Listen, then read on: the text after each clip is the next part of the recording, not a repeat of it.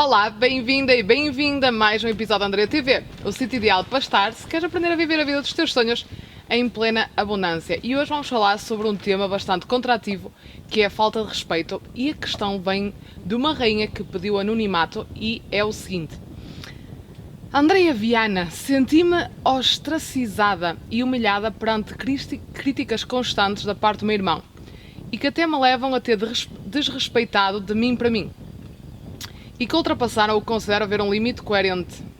Por exemplo, acusar-me de ter colocado em risco de vida aos meus pais com esta questão do Covid, que estou a usá-los para me fazer de vítima, que gosto muito de ser a boazinha e sempre cheia de boas intenções.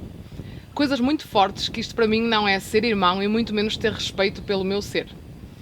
Isto esfaqueou uma alma, porque mesmo com medo da rejeição em enviar um vídeo, enviei com muita humildade que voltei ao contacto com ele, mesmo depois de pensar que mais uma vez me estava a rebaixar. E a dado momento fico na dúvida do que eu não respeito, porque isso comparado com melindrices, infantilidades, não é mesmo nada. Sinto-me aniquilada desde a minha essência, mas com uma certeza enorme que eu não fiz nada de errado e que a verdade vem sempre ao de cima. Muito grata, Andrea, do fundo do coração.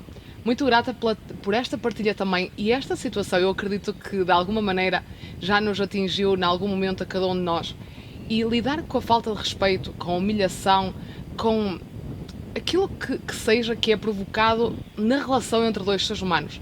Então aquilo que eu queria falar um bocadinho hoje é sobre esta questão do que é o respeito, para ficarmos mais ou menos clarificados, porque o respeito é sem dúvida uma noção, um conceito que é diferente de pessoa para pessoa.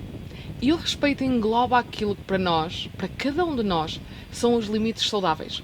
Todos nós temos, digamos, ou é importante encontrar esses limites saudáveis dentro daquilo que são as nossas relações, para termos harmonia na relação.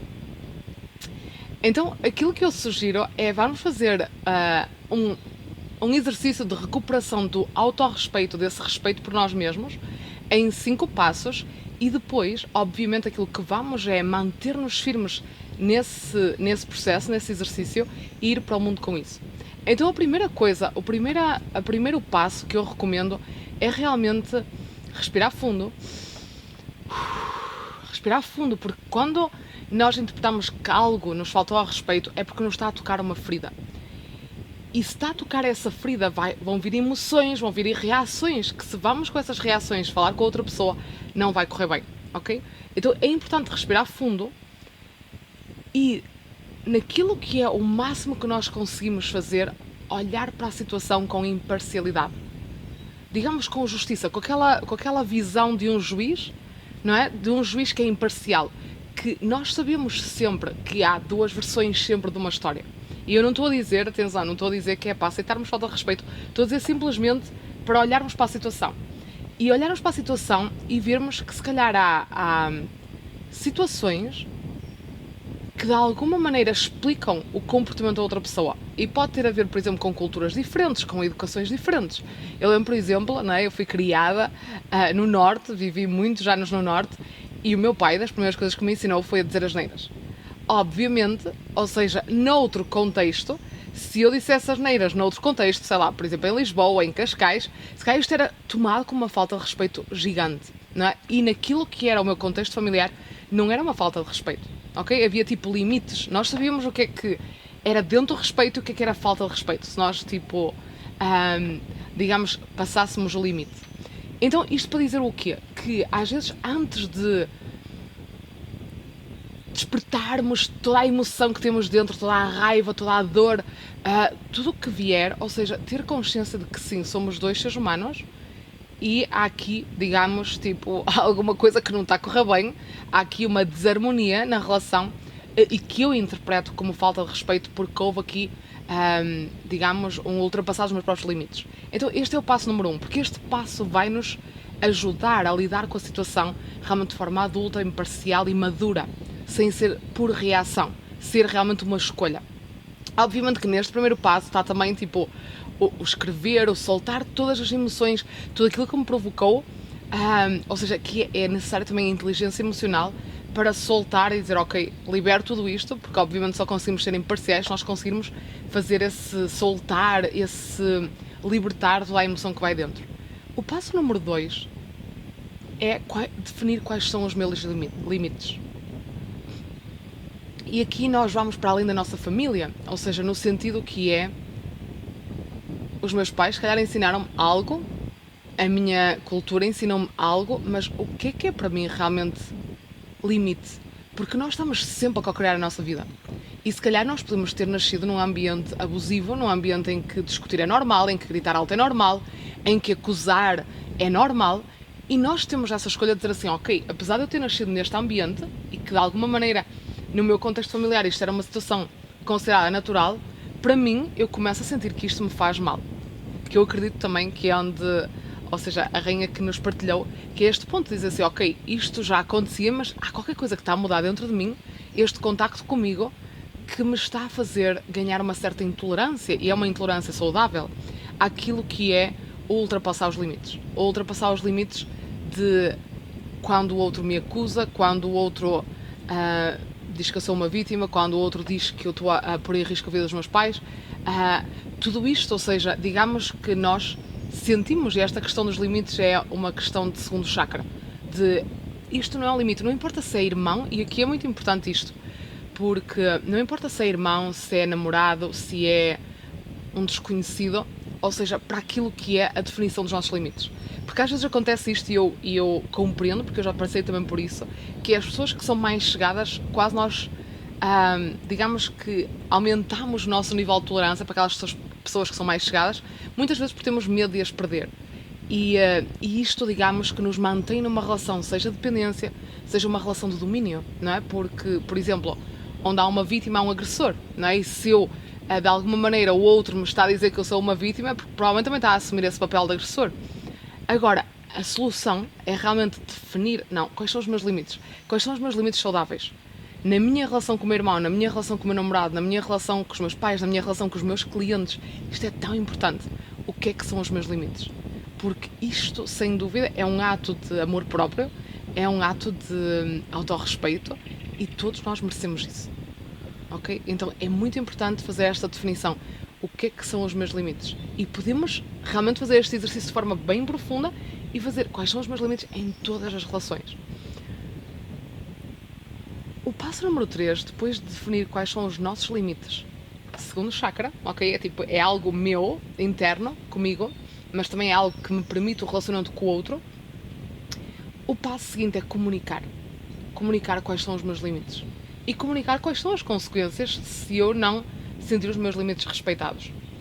E os meus limites podem ser eu comunicar ao outro que não quero que me gritem, eu não quero que me acusem, ou seja, porque também compreender que quando outra pessoa nos faz uma acusação, o que está a acontecer é que esta pessoa está a projetar no outro aquilo que não aceita nela, ok? Esta questão do efeito espelho, da sombra, do ego, está profundamente explicada na psicologia.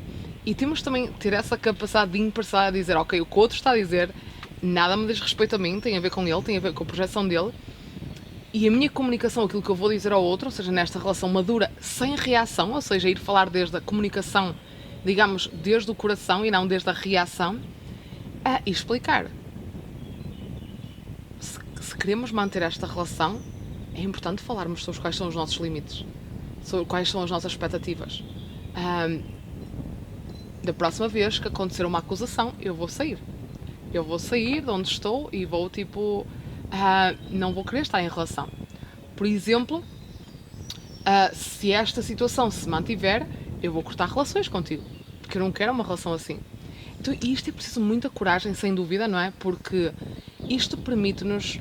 E eu posso dizer, por exemplo, que eu, com a minha mãe, que foi a pessoa da minha família onde tive assim, relações mais conflituosas, por assim dizer, e tem tudo a ver porque muitas vezes somos muito efeito espelho, obviamente, mas lá está, havia momentos em que eu sentia esse exercer de domínio, ok?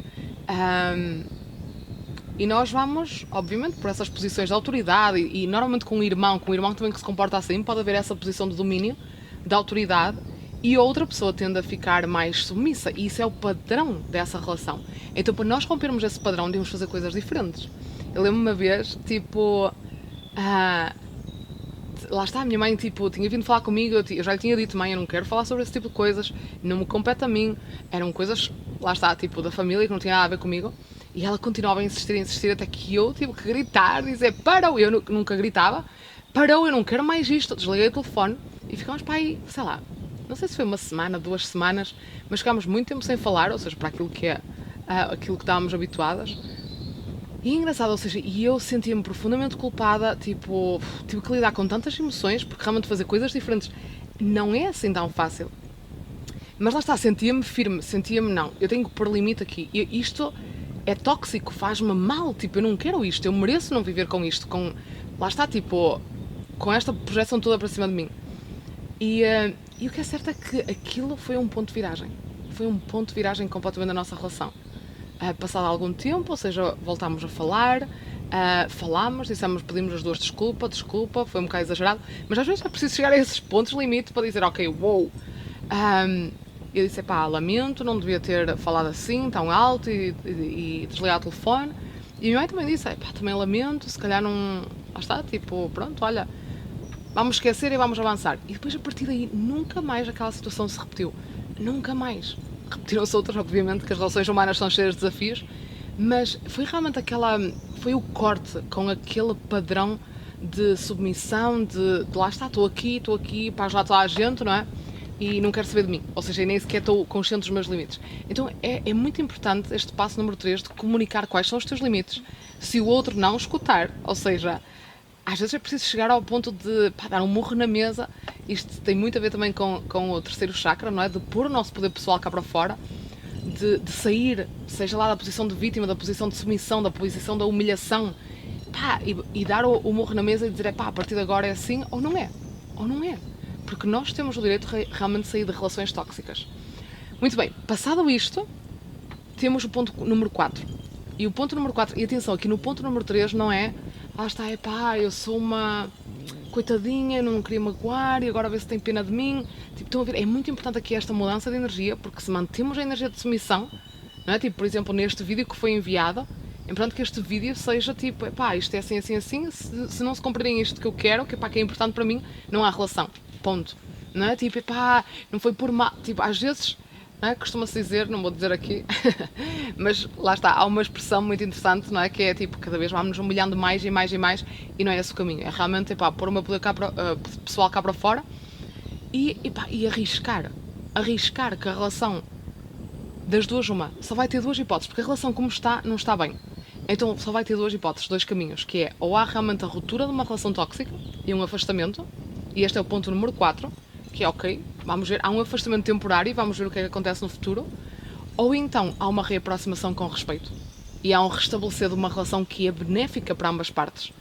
Mas lá está, ambas partes têm que escutar o outro, perceber quais são os limites do outro e respeitar quais são os limites do outro, porque senão não deixa de ser uma relação tóxica e as relações tóxicas é para nos afastarmos delas, ok? E este será o ponto número 4, que é das duas uma, ou acontece um reaproximar ou há um afastamento. E isto só é realmente profundamente transformador se no ponto 3 nós realmente fizermos o que temos que fazer para além do medo da perda. Assim, se no fundo eu for perder esta pessoa, ok, é uma consequência, agora aquilo que não pode acontecer é eu perder-me a mim. É eu perder-me a mim na relação com o outro. É eu perder-me a mim no respeito por mim mesma, naquilo que são os meus limites na relação com o outro. E por último, aquilo que eu sugiro também é que mesmo que haja esse afastamento, e é uma pessoa, por exemplo, da nossa família, é uma pessoa que nós queremos mesmo manter relação, ou que de alguma maneira, se é meu irmão, vai ser meu irmão, não é? Então aquilo que se pode fazer mesmo nessa distância terapêutica, nessa distância que a mim me dá ar para respirar e para me desenvolver, é visualizar a harmonia na relação. Visualizar. E está comprovado. Quanto mais nós conseguimos ver as duas pessoas, sentir a nossa energia com o outro. Também aqui podemos também fazer corte de cordões energéticos de dependência, ou de lá está, se calhar até situações de vida passada, em que estão aí ainda por resolver, e aí é preciso ir um bocadinho mais fundo. Mas lá está, esta visualização de paz, harmonia, perdão, mas lá está, lembrar-se sempre. E repito isto porquê? Porque houve uma altura da minha vida em que eu perdoava toda a gente. E nesse perdão por toda a gente eu não estava a respeitar os meus limites. Porque realmente havia situações em que eu não podia tolerar. E tolerava. Tolerava porque eu não queria perder as pessoas em questão. Então atenção a isto. Foi uma reviravolta na minha vida. Tipo, lá está. O que é que para mim é respeito, o que é que para mim são limites saudáveis, assumir esses respeitos, assumir esses limites saudáveis, mesmo que ficar sem ninguém. E houve pessoas que saíram da minha vida, mas outras afastaram-se e voltaram. E voltaram com muito mais respeito. Então temos de ter essa abertura, esse espaço para eu em primeiro lugar, nós em primeiro lugar mesmo. E sem dúvida alguma que sempre numa família, nas situações familiares, não é família, tipo, digamos, aquele sítio mais espetacular para aprendermos sobre relações humanas, mas em primeiro lugar deve estar esse autorrespeito. Porque nesse autorrespeito, se eu assumir esse autorrespeito, aquele que vai ser o respeito pelas outras pessoas vai ser noutro patamar de consciência, noutro patamar de evolução, que já não é dentro daquele triângulo, não é? Daquela dinâmica vítima-agressor. Às vezes vai também o salvador, vítima-agressor, salvador, é tipo um triângulo que as pessoas acabam por se comportar nesses padrões, porque lá está, absorvemos disso da nossa ancestralidade, absorvemos isso da nossa educação. E se queremos realmente uma vida de abundância, precisamos de sair desses padrões e realmente criar aquilo que são padrões de relações saudáveis para nós, e temos todo esse direito. Ou seja, tu tens esse direito de criar, de definir, de visualizar o que é que são para ti relações saudáveis e aceitar apenas aquelas que estão alinhadas com isso, com esse teu propósito de relacionamentos saudáveis. E esta é a minha resposta a essa questão de como lidar com a falta de respeito nestes 5 passos, assumindo esse autorrespeito, assumindo esse poder pessoal. Há também um vídeo da Andrea TV que se chama Não Grites Comigo, por favor. Ainda na altura que a Andrea TV era Saúde do Futuro. Se procurares Não Grites Comigo, por favor, Andrea Viana, provavelmente vais encontrar também um vídeo que tem aí algumas sugestões interessantes sobre como lidar e como comunicar adequadamente com outra pessoa sem entrar em reação. E digamos que será tipo next level, o segundo passo a seguir esta definição daquilo que é respeito para ti. Por isso, muito bem, chegamos ao fim de mais um episódio da Andrea TV. Coloca aqui nos comentários se também passas por estas situações, em que contextos passas por estas situações, seja na família, seja no trabalho, e o que é que tu mais tiraste, qual foi o maior insight que tiraste deste vídeo que vais aplicar na tua vida. E vemo-nos no próximo episódio da Andrea TV, na próxima semana.